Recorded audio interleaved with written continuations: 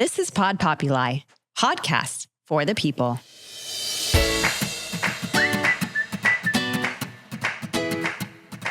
Hi, Sandra. Welcome to Swedes on the Loose.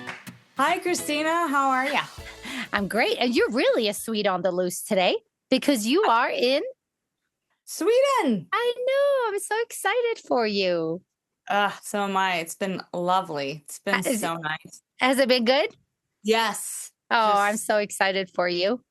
So great. Yep. Good. Yep. And the handoff with Charlie went okay? Yes, the handoff went well.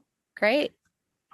And any feedback from him yet? Or like, Mom, get me home? Or is he okay? Yeah, it's not going great, but we can dive into that. Okay. Okay. Dive into that maybe offline. But Got it. Yeah, it's not going quite as expected. Oh, okay. Got it. So, okay. Yeah. Well, but are you getting your Swedish fill? Meaning you get to experience, the weather, the landscape, the food, the candy, all of it? All of it. Awesome.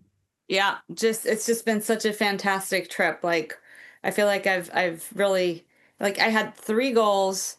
My 3 goals were basically get Charlie to this school, get him installed, and then see Anna. Yep. And then see also, and then get as much, just basically be in nature, be in Swedish nature. Wonderful. Yeah. So I definitely managed to do that. That's awesome. And you've gone swimming, and I'm assuming. I got in the water right like by Ingarö when I went to visit Fia and Jerry. Okay. So that was absolutely beautiful, and the water isn't as cold as you would think it is. It's really yeah. Oh, I thought it'd be super cold. I know. Huh. It wasn't. Okay. Oh, okay. Yeah. So it was pleasant. Very pleasant. Okay. Very nice. Did you actually stay in, or did you just dip in and get out? I was kind of a mess. I just kind of got in, and then are you still there? I am. Sorry. Oh, I'm here. And then I basically what else? I mean, I just kind of got in, and that was it. And then Charlie, he just like kind of cannonballed in. Oh, he was, nice. Yeah, really. Yeah, I was not expecting that. Awesome. So that was good. So he's definitely, Good. Yep. So when was the last time Charlie, just going back to Charlie, when was the last time Charlie was in Sweden? How old was he when he was in Sweden last? It was a couple of years ago. I think we were here maybe 2-3 years ago.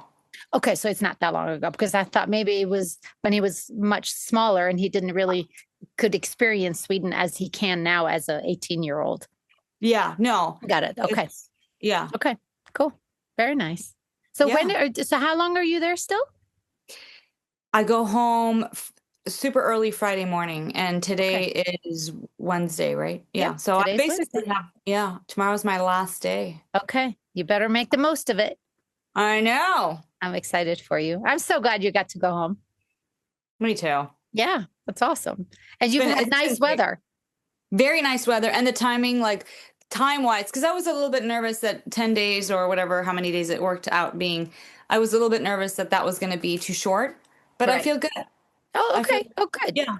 Good. Yeah. Well, you probably packed a lot of stuff in those 10 days, I would assume. Yeah, I did. Yeah. I mean, I went to, like I said, where did we start off? It was basically when we went to visit Fia and Jerry in Ingarö. Yeah. And then, well, first we stopped off here at Anna's, and that's where that was kind of like home base, even though they were in Portugal when we first got here. And then when we came back from Ingarö, then we went up to Uppsala. That's where the course is that Charlie's been doing. And we saw Monica and her family, which was great. It was so fun. They live like right in this kind of in the hub of the city, like right by right in the city center, basically. Oh, wow. Okay. Amazing. Yeah.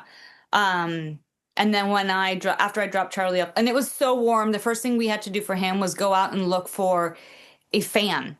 So that I would be able to leave him in his like dorm room with a fan, because it was unbearable. Really? Yeah. Wow, and that's unusual. The first couple of places that we were at, they didn't, can you believe it? Like they were out of fans. So we had to get. I do believe that. Yeah. So this is kind of what highlights the difference between Sweden and America. In America, that would just never happen. You wouldn't that hardly ever happens. Right. But here, except when it comes to toilet paper during the pandemic. Sure.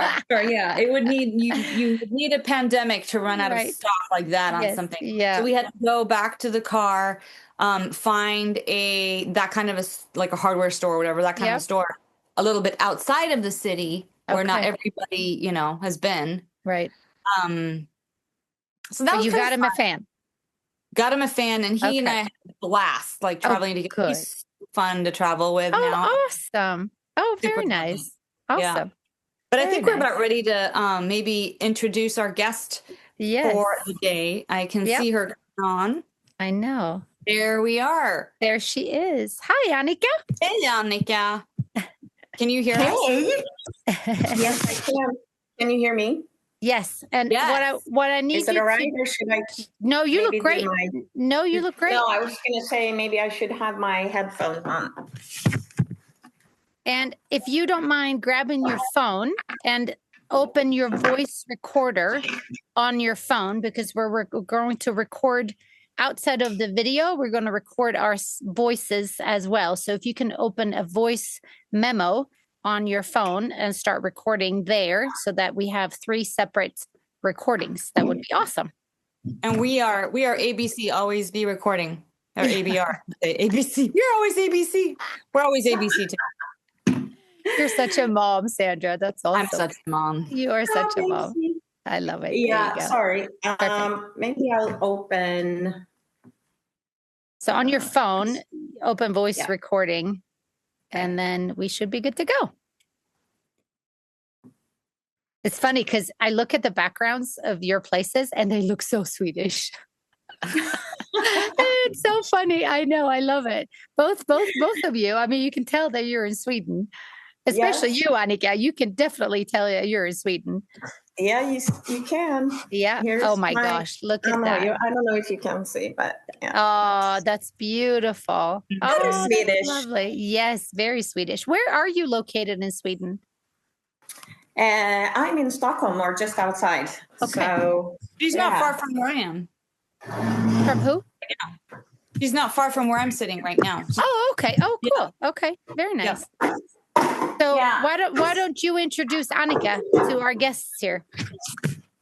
Okay, so today our special guest is Annika Jackson, who is a fellow Swede and who used to live in Phoenix, Arizona for many years and moved back. What year did you move back, Annika? 2012, actually. Oh, wow. So you've been back for a while. Yeah.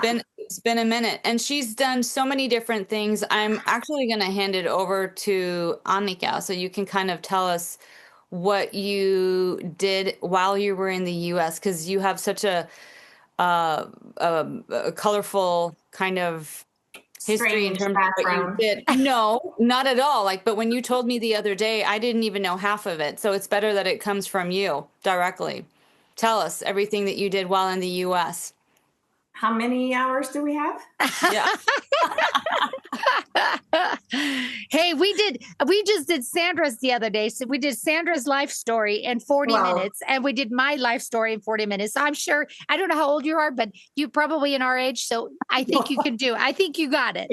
Yeah, no, I'm kidding. I know you are. Do it very briefly, but born and raised here in Sweden, actually here in Täby. Okay. Just north of Stockholm. And then I happened to go to the US 87, which is the year I graduated. And, met a man on vacation. And that was 87. And then I fast forward returned to Sweden in 2012. So I overstayed a little bit. No, but I lived there and had a career there and started out for about 7 years in Fort Lauderdale in Florida and worked there in the really all my life's been the service industry. So hospitality, line, tour guide, all kinds of things. So I would say started out as tour guide.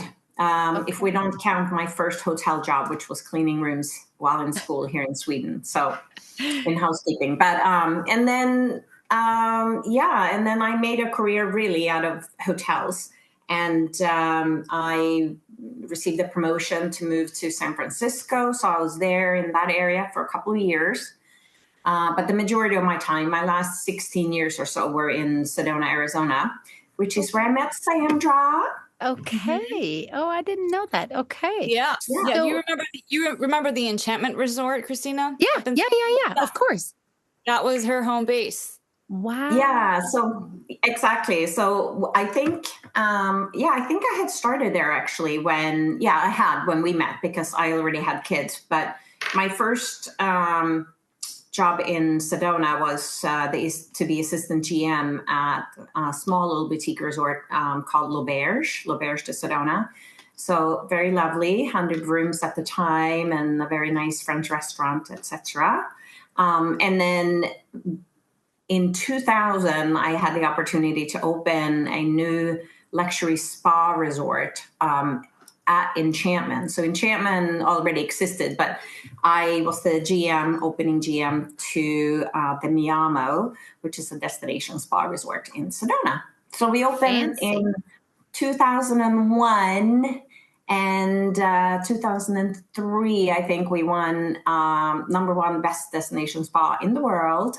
Wow. Very nice. That's a good achievement. It was a good achievement, actually. Yeah. I am really proud, because really our owners kind of wanted to make the top 10 list. And so it was really quite unheard of, because we weren't a chain or anything. But it was a really fun time. So I was actually with Enchantment Resort for 12 years until I moved here. Wow. So you left Sedona to go straight back home to Sweden? I did. Okay. Yeah. What can I ask you? What triggered it? What happened? Yeah. Why? I mean, I understand leaving Arizona. I can understand, because I did. But that's pretty drastic from, being in a great place and then all of a sudden decide to, maybe not all of a sudden, but moving to Sweden. What happened? Well, I think honestly, it started really the few years leading up to that, because at that time, my daughter, she's my youngest. She was born 2010. Okay. And my son at the time was 5 plus. He's born 06. So, you start kind of fantasizing on raising them in a similar way you were raised. And, at that time, you only remembered the good parts of your home country, right? So everything is like Midsummer Eve. Yes. Sunny, perfect weather, and Christmas with lots of snow and Santa, and right. The other stuff you kind of forget. So, and then of course my parents, and my brother, and my kids' cousins, and so you kind of start feeling that way. But then in 2011, my kid's dad and I got divorced, and then of course it was a little bit more of a okay.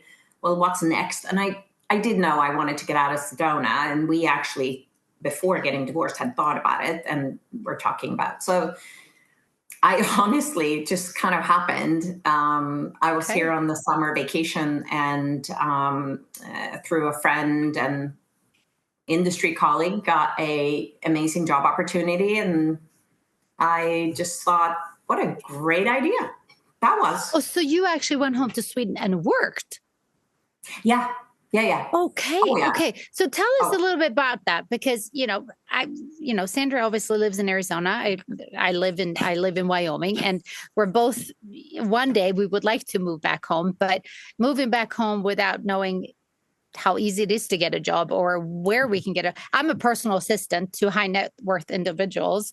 And I don't know, especially I'm from Malmö, or really Skanör.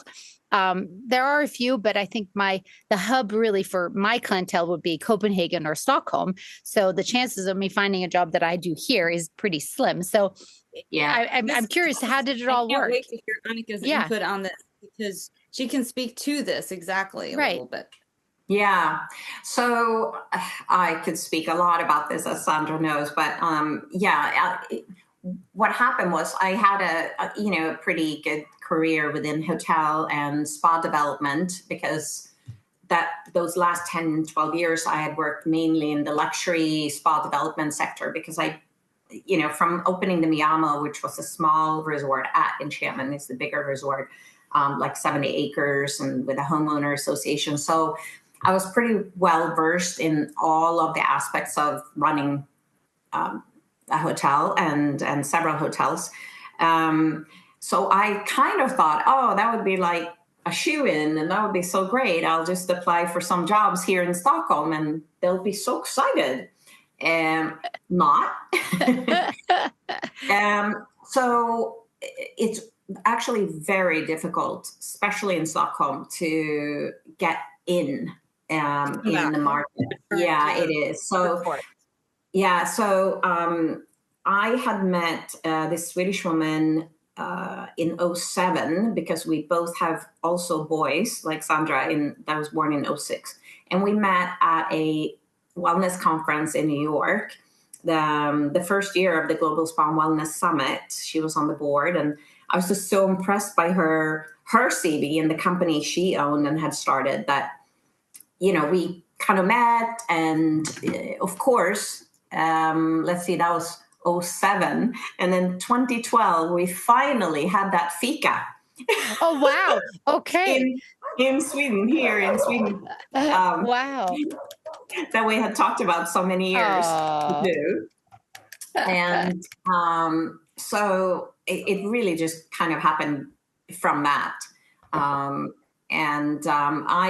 got an opportunity because she had just received an amazing job offer through Six Senses and needed to hand over the managing director role at the company she was running here in Sweden, in Stockholm. Oh, wow. So she was Swedish, obviously.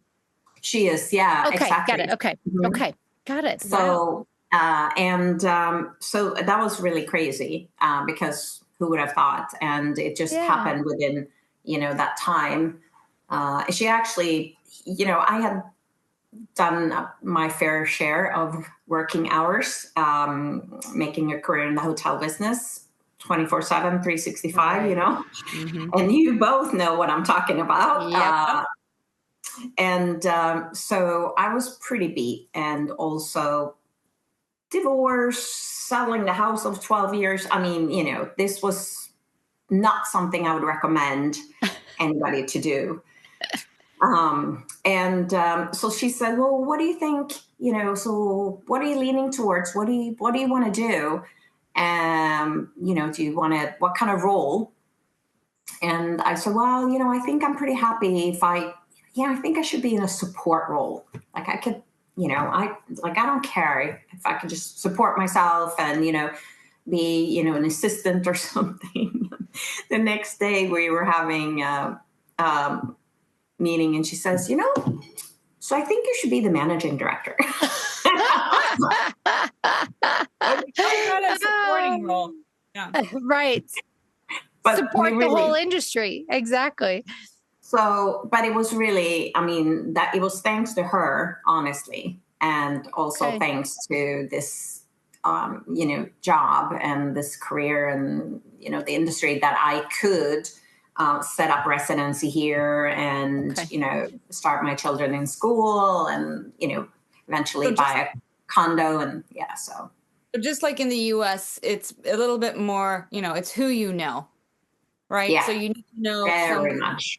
And I guess my one question that I think about in terms of people moving back to Sweden, especially from America, do you think that Swedes felt somehow a little bit threatened by somebody coming from the US, or maybe perhaps they didn't understand? Because when you've lived outside of Sweden for as long as we have, we've certainly become more Americanized. So we have a little bit of a different personality than maybe somebody who's only lived within Sweden the entire time. So I wonder how that affects how we come across to fellow Swedes, and if that has anything to do with the level of difficulty in terms of reintegrating back into Sweden?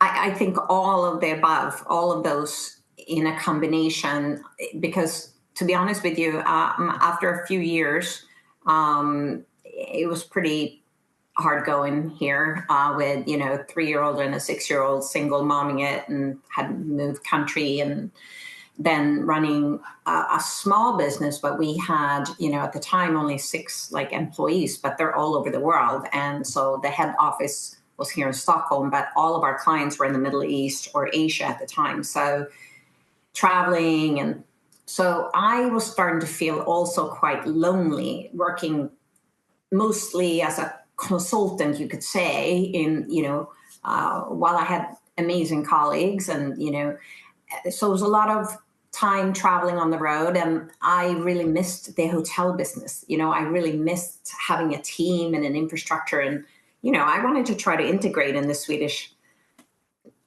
society. So I started applying for jobs. I mean, I don't even know what year this was. This 2015, 16. Okay. While having a job, Yeah. and I, to this day, have in different times been trying to enter into the Swedish job market. And, I have been to some pretty good interviews and things like that. But, I was way over 40 when I started applying, had not turned 50. Now I'm 57, and there's no way. Interesting. Yeah, Sweden, I would say. So now I would say it's more of an age thing. Like if I was a little bit younger, let's say between 35 and 40, which was the age where those people that got those jobs that I applied for was under 40 for sure. Yeah. But it was more the part where maybe at times it was a combination of, they didn't really know how to place me. So they were worried about a couple things, that I wouldn't know Swedish HR policies, right? And be able to manage my way around that as a manager. And also, they didn't really understand my CV. And quite honestly, most of them were not interested in finding out either, because they have plenty of friends in the business, so to speak. And, these people, they take turns. And I did I networked, and like you wouldn't believe. And I have gotten a lot of friends in the business and so on and so forth. But seriously, I can't get in. So then in 2019, I got a recruitment call from a Swedish recruiter for also a GM job, and quite specialized, to be the GM over a small, recently opened, very exclusive private country club, like a members club. Oh, fun. Very close by to here as well. So I interviewed and went through all the steps and whatnot, and that was a great fit. And I loved it, although the pandemic came shortly thereafter. Oh, no. Yeah, and we went through a huge reorganization and whatnot. So I ended up only being there for about 1.5 years. Oh, wow.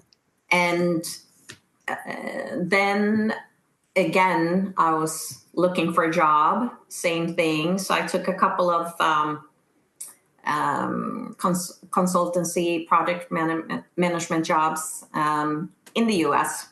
So I had to get on the road and travel. And and then I received a tip from an ex-colleague in the US who said, so you want to move to, whatever it was at that time. And I said, well, actually, your timing's kind of interesting, maybe. And I was offered an amazing opportunity, and forced my kids into agreeing to give it a chance, which was difficult because My daughter was 12, 13, and my son 16. So they ended up staying here to finish school that school year. And I was over in Palm Springs for a year, 11 months, actually. I did a month here. Wow.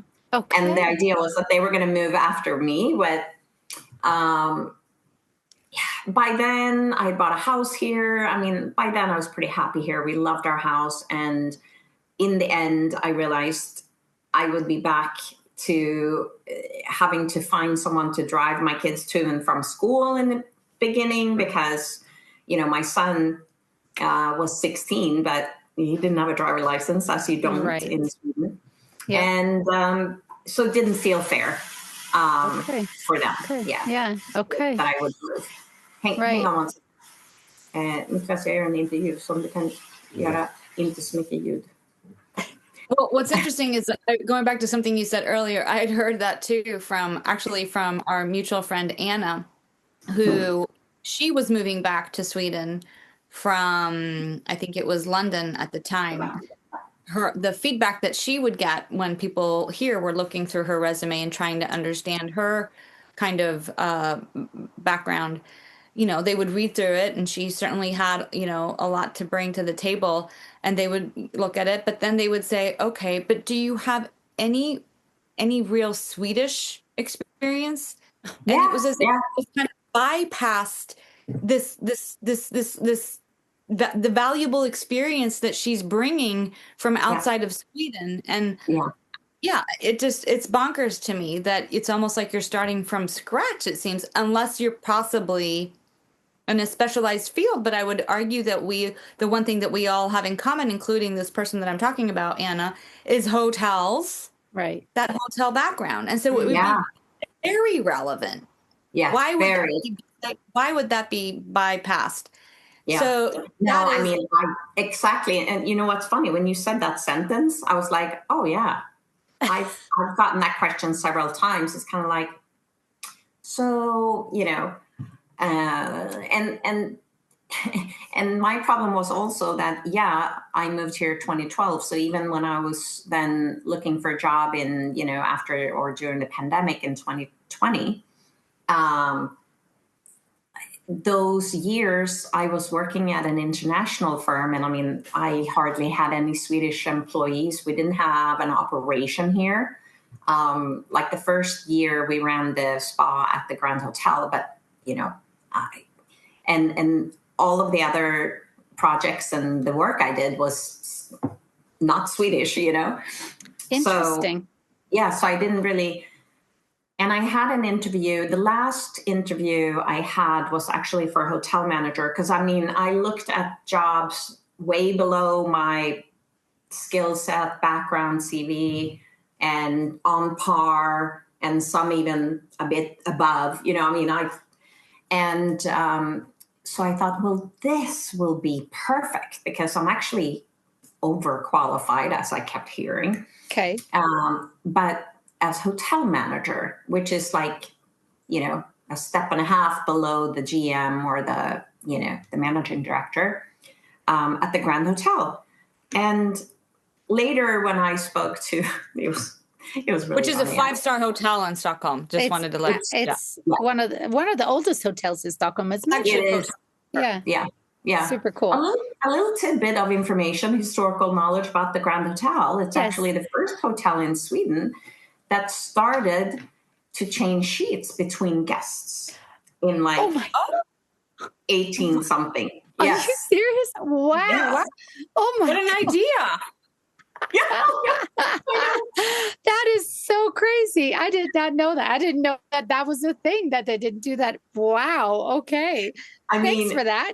I don't know, but I got that years ago on one of those like horse and carriage tours. I was touring someone, visitor in Sweden, showing off Stockholm. And then, that has just always stuck with me. And I just think it's the funniest little thing. But anyways, so long story endless, I would get these letters like, oh, thanks for your, application. And you're so qualified. You're overqualified. And this is a small little hotel front desk manager job or whatever. Or this is, this and that. But I got a letter from this particular HR manager saying that things, blah, blah, blah. For this role, we're looking for someone with a little bit wider and longer experience or stronger experience, bredare kompetens. And I just had to call him. Like I had to sleep on it so that I would be very humble and, Yeah. Yeah. And because I really wanted to understand. Yeah. But it was bizarre because what that boiled down to was, in the end, he said, well, we really don't know you. You need to get to know some people here in the business in Stockholm. And interesting. Wow. But he started out saying like, oh no, I didn't, because I said to him, I said, look, here's the situation. I'm just super curious, like what else you were looking for. Because quite honestly, it seems like the job description and the ad would fit more than perfectly. Yeah. With my background. So, and then he pulled my CV up and he was like, oh, well, this role oversees housekeeping and reception. And I don't know if you have that relevant experience. And I'm thinking, oh my gosh, this guy is crazy. Yeah. And so it was a matter of, he didn't know the hotels where I'd been. He didn't understand, I guess, the fact that if you were a assistant GM and I'd even put on the bottom, like relevant, information, how I went to the school of hard knocks, right? Yeah, I started in housekeeping and worked my way up to GM. So, and then after I'd explained that, it's a matter of they're just not interested. And also, they don't know how to deal with us. Wow. That is so interesting. Because you would think, and this is just from my own personal experience, I think I'm the cat's meow. I think I'm amazing. So anyone who would hire me would be so lucky. And if I can bring the experience that we've had for the past 30 years to someone that is in Sweden or Denmark or whatever, they would be so lucky to have us. But this is blowing my mind. This is bursting my bubble. I know. I'm sorry for that. And I hate to tell you that it's very real. And then not only that, the fact that I have a unusual CV, I'm not in, the little clique.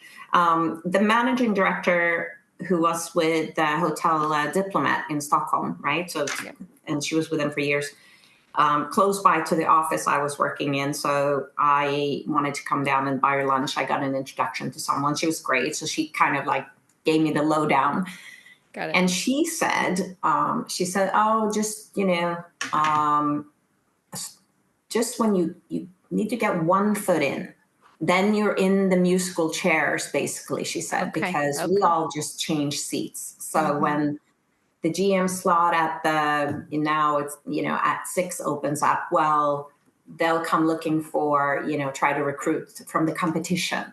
And then, so they just move around. And of course it's, promotion from within. I mean, I respect that. Of course they should promote the people that work within the company, the chain. Right. But it's really difficult. Wow. However, so do you have a job today? I do.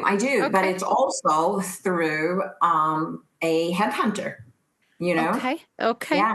All right. So when I came back in 2022, after completed the project, because I ended up getting kind of lucky because they did get a hold of the person who was the runner-up to getting the job there as the opening GM in Palm Springs.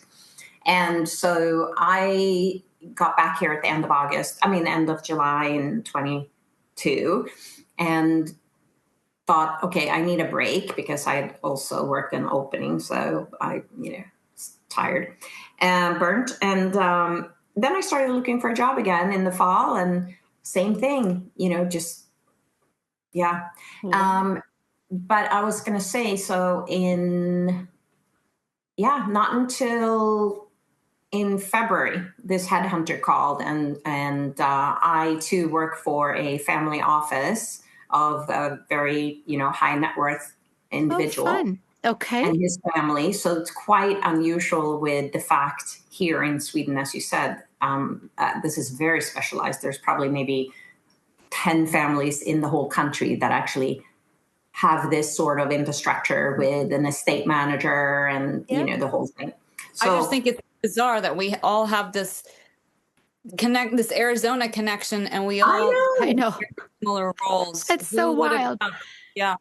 Go ahead. I'm sorry to interrupt. Yeah. No, it's really wild, actually. But what I was going to say was, and that went really fast. And so I started with them first week in March in 23. So, and I was, at the time, they were just now scaling up because they were starting to get so many properties. I mean, and it's been wild, for 2.5 years.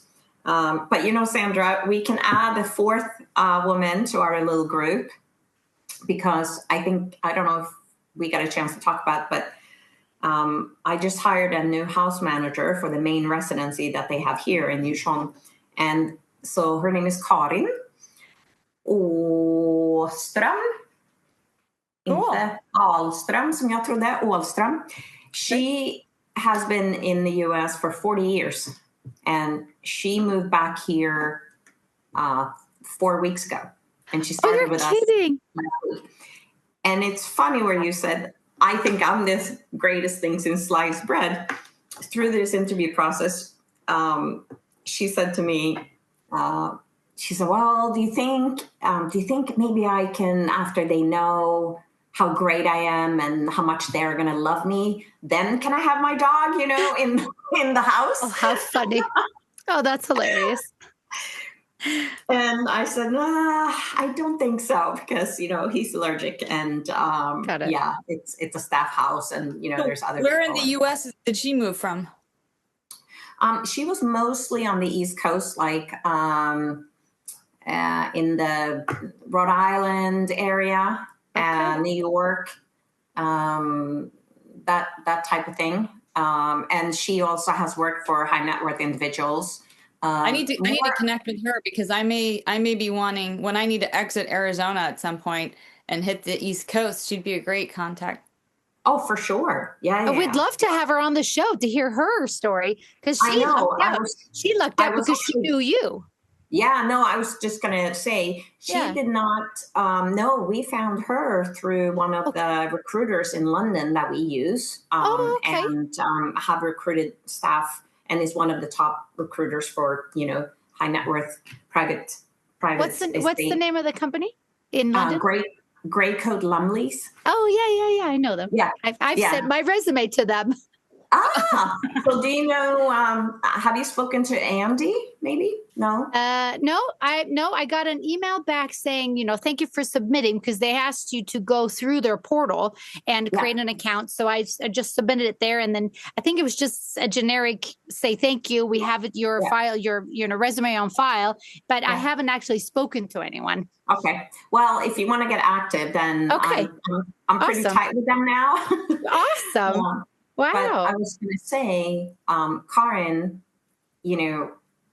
she really lucked out on this one, because she's actually 2 years older than I, and has even a less understandable CV than I do. Okay. And, so I'm just thrilled to death for her, right. Really of course. Yeah. So I'm very excited.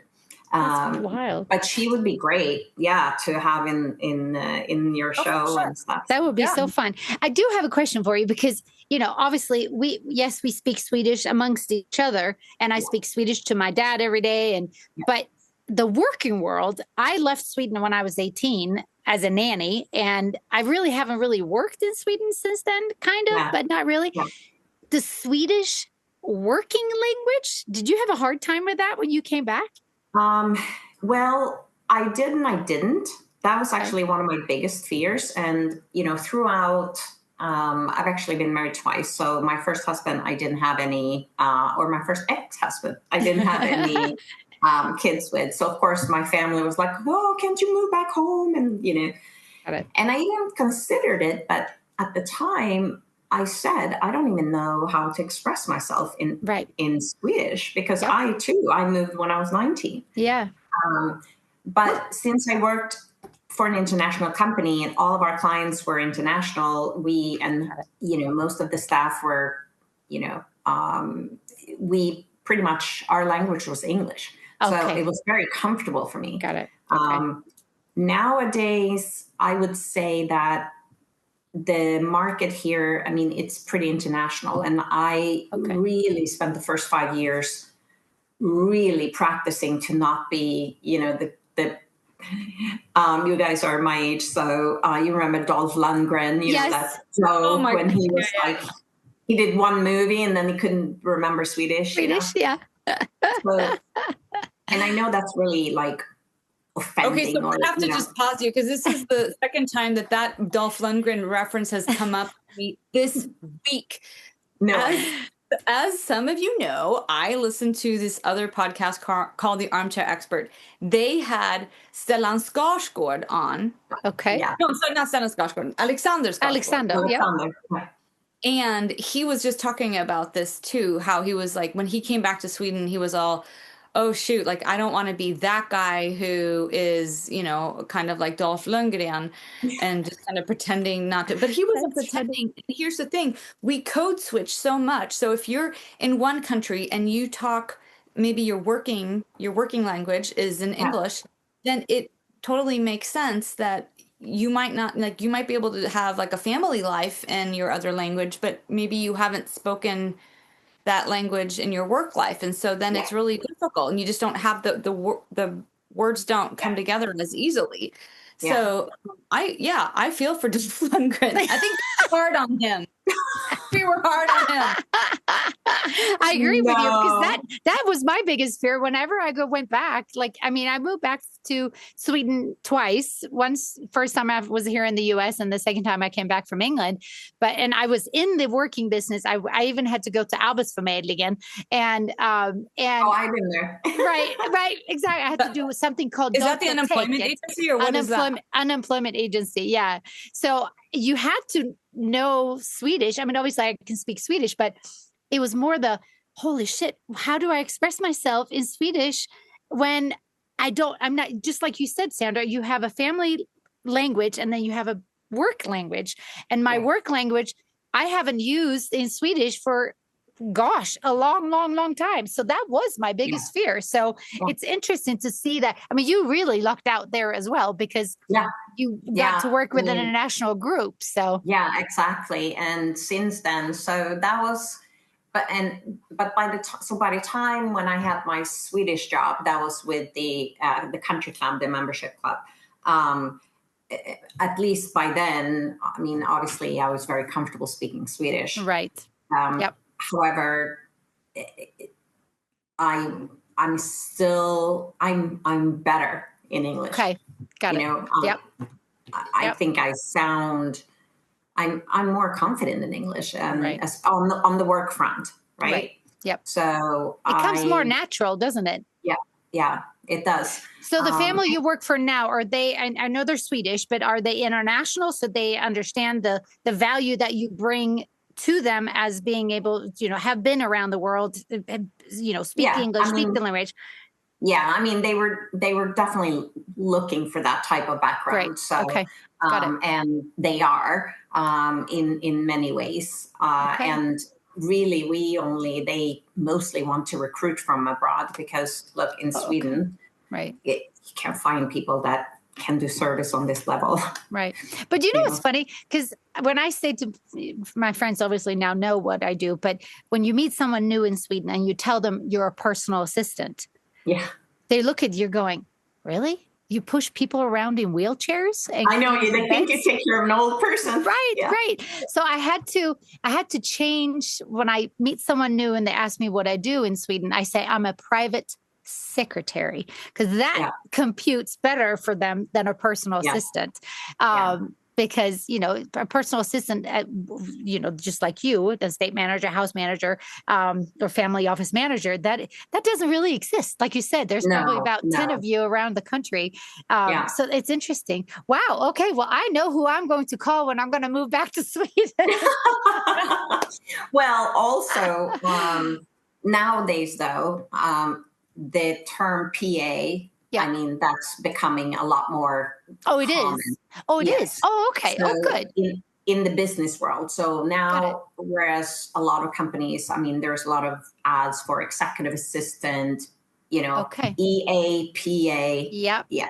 Okay. So, good. So I would say that we have some future ahead of us, Sandra. Yes. It's so funny. It's crazy that we're having this conversation and we could easily add Karin to the I know. And what's also interesting, you're talking about age, because yes, I see age, as an obstacle in Sweden, not for myself, but for my dad. He needs a surgery and he's 86 and they're like, no, you're too old. So it's kind of the same thing, but it's just interesting because here, and again, I don't know if it was for you, Sandra, but for me, I moved to America because it was the land of opportunity. I finished high school and then went to hotel management school, but I really didn't like school. I don't have a diploma. I don't have a college degree. But you know what? If you have the drive and the balls to do what you need to do, you can become the president of the United States, unless you're not American. But, it's anything is possible here. But I didn't see that opportunity when I left in 1988 in Sweden. I didn't have that opportunity. So for me, that was the reason why I moved to America, because I knew I could become whatever I wanted to become. Yeah. Yeah. So. No, and I think that's still true. But what I was going to say, this age thing, because, I've attributed my struggles with, just landing a job the traditional way, like you apply. Yep. My best girlfriend here in Sweden, and she has a great CV, resume, and she, the company she worked for the last 7.5 years, operations manager over 3 big data computer storage facilities, a big American company, but they did a huge restructure. Basically, they wanted to eliminate they changed everything around. So they bought her and several of her colleagues out. So bottom line is, she's been out of a job and looking for jobs since the 1st of October last year. Oh, wow. And she has contacts. She has a full Swedish resume. She's got, she hasn't job hops. Yeah. I mean, I look on her CV and it's a good CV. Yeah. Because she's, so she's 55. Okay. Wow. And so it's a huge conversation here in Sweden now. I mean, LinkedIn is all over, that whole thing. So, because with age comes experience, right? I mean, you would think that, right? I mean, that's really, wow. This is God, I wish male and female. So being this age, being male or female, I don't know. I'm just asking. It's harder for women in general, but I also for men, it's not really that easy either after 50, unless you're going to the next, high. Right. Yeah.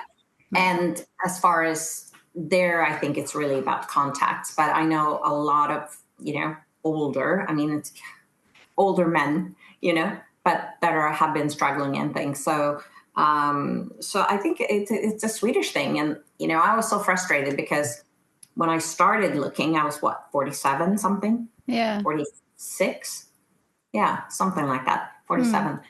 And I saw these 30-year-olds get these jobs, and I'm thinking, okay, so they're going to get married, be pregnant, maternity leave, then they're going to pick up and drop off at kindergarten, and you're in your 40s, you are done with that piece, right, usually. So anyways, This is why I wish I knew Annika when I lived in Phoenix or when we lived in Arizona. I wish I could have met you in person. God damn it. I know, but we need some time. Oh So my gosh. Where do you live now? So I'm in Bedford, Wyoming. It's a little town village with 194 people. So it's very similar to my old hometown, Skanör, because that's where I'm from, except I'm in the mountains. I'm at 2,000 meters or 6,000 feet high up in the mountains. And it's paradise. I tried to convince Sandra to come here because it's beautiful. And I am coming to visit for sure. Good. For sure. And the other thing that we have, of course, we have a couple of friends in common, one being Suzanne Southard, who's super active in the Svea chapter in Arizona. And I just wanted to point out that Annika is now active within Svea in Sweden. Oh, nice. Right? Oh, Yeah. good. Okay. Actually, yeah. So I wonder if Suzanne is coming because she's here, right, Sandra? I've seen her. She is. Yeah. Yep. Baby Do you think she's coming to I have to look through the event. Next week, we're hosting it used to be called something else, but now it's Svea Sverige Sommardagar. Is hosted by Stockholm this year. So I guarantee you she'll be there. Yeah, I think so. So it's actually her fault I'm involved now, I think. I'm on the board since 2 years ago, and she was sort of like pushing me in that direction a few years ago. Yeah. Never. No. That surprises us. We actually need to have Suzanne on the show because she bleeds for this. I mean, she eats, sleeps, and breathes Svea. I mean, she's just incredible. And I don't know if Annika, if for you people who don't know Svea is. Did we talked about Svea before on the show? I think so. Swedish Women's Education Association, and yes, and there are many chapters all over the world. Yep. And of course, now since many years ago, there's one in Stockholm, Sweden. Yeah. Yep. Well, so over 6,000 members, which is pretty cool. In Stockholm? No. In general. Worldwide. Okay. Yeah. I was like, wait, hold on. However, Stockholm is the biggest chapter. The biggest chapter because we have all the old ladies that have returned back home. That's awesome. I love it. So we have over 400 members here, actually. So nice. Okay. But yes, the average age is it's the returnees. Yes, right. And we're getting there. Yeah. We're getting there. Awesome. But it's funny, those events and things, and they're like, they think, I guess I'm the age of their, I don't know, grandchildren. Right. Wow. That's so sweet, though. That's so sweet. Yeah. And it's because of them. I mean, I think it's lovely to have an organization where you can keep your roots, because it's easy to lose your roots. It's easy to lose your traditions. Yeah. And so, having Christmas and Lucia and Midsummer and crayfish party. And I wish we had a surströmmings party and sour herring party in Phoenix, but we never did. I think I met you, Annika, at a crayfish party in Phoenix. Yeah. Isn't that right? Yeah, that was the first one. Yeah. With our husbands at the time. Oh, wow. So long time ago. Actually, I had my wife, Moa, with me. No, you had Phil. I can promise I did? You had Phil. Because Phil and Matt, I remember this. Oh, okay. Terrible memory. No, you're right. Was this the one at the Swedish Council's house? Yes. Suzanne Lagerman. Yep. Yeah. Okay. Wow. Okay. That's many years ago. Yep. That is many moons ago. Yes. Awesome. Yeah. And here we are back together, you guys at least. Have you met in person since you went to Sweden, Sandra? You've met? Oh, yeah. Oh, good. So you've had some fika? We had some, we went out to dinner last night with lovely. Anna and myself. And then I met Annika I'm so blind on last week. Last Friday? Last week, yeah. Before, with our boys. So Annika's son Niklas and Charlie, and we went out to dinner before we went to Uppsala. So yeah, it's very nice. That's good. Yeah, really fun. Speaking of children, do your children speak English fluent? Oh yeah. Okay, good. Perfect. I mean, Awesome. They do, of course, anyways in Sweden here. But yeah, it's funny when we came, Linnea, of course, had only been home with our au pair, with our Swedish au pair, and not to kindergarten or anything. And so she spoke really much better Swedish than English. I mean, she speaks both and understands both, but and she started in a international school where the main language was English. Great. And Nicholas, he was better at English because, of course, he was in school. He graduated kindergarten, then we moved here. So, but he was put in a Swedish school, and then like 2 years later, it's like vice versa. Yeah, it's really funny. That is funny. That's awesome. Because they spend a lot of time, like 5-6 weeks every summer with their dad in the U.S. And very nice. Yeah. Oh, good. Yeah. Okay, very nice. Cool. All right, ladies, we are wrapping up. We're coming close to an hour here today, which is. I could do this. Like you said, how many years do we have? How many hours do we have? Annika, we could speak to you all day long. This was so awesome. Mm-hmm. Oh, well, same to you. Thank you. Thanks for being on the show. Meet in person. Yes. Maybe I need to go to Wyoming. Oh, have you ever been to Wyoming?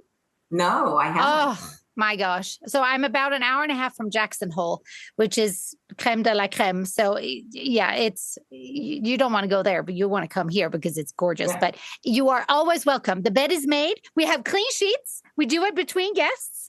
We clean our sheets just like Grand guests. Hotel. Wow. Right? We are in 2025. We changed our sheets between guests. That's too funny. I will not forget that. That was the greatest tidbit of today. But thank you so much, Annika. Thank you, Sandra, for getting Annika on the show with us today. And thank you for recording from Sweden. Thank you both. The Swede is really on the loose today. So everyone go online and check out Instagram and Facebook and give us some feedback and see how we're doing. Maybe we'll get some. Oh, I need to tell you. Oh, I forgot. I got interviewed. There's going to be an article about me in Sydsvenskan. Ah, yeah, awesome. I know. So I promoted Sweets on the Loose. So they're interviewing Skåningar, people from my part of the world, down south, Skåningar out abroad, and they have a whole series. So I talked to the journalists last week, and then I had to find photos, and I'm like, I don't have photos of myself, and but it was a lot of fun. So yeah, so you need to check out Sydsvenskan. I'll send you the article when it comes out. Christina. Yes. So photos? Yes. Headshop.com. Okay.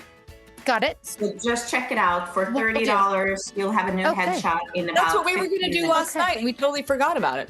Mm-hmm. Really? I couldn't imagine how much you had to talk about. We had so much to talk about. Always. Anyway, that was just a side note. Guys, thank you so much for being on with us today. This was so fun. We should have done this when I was in Sweden. I don't know why we didn't. That was stupid. But next time I go to Sweden, we'll need to do one. Because don't should on us. Don't shoulda, woulda, coulda. I know. I agree with you.